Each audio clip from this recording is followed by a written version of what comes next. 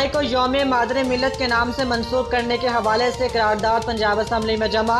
करारदाद रुकने पंजाब असम्बली सादिया तैमूर ने जमा करवाई। 31 जुलाई को मादरे मिल्लत मोहतरमा फातिमा जना के यौम विलादत है मतन, लिहाजा 31 जुलाई को यौम मादरे मिल्लत के नाम से मंसूब किया जाए।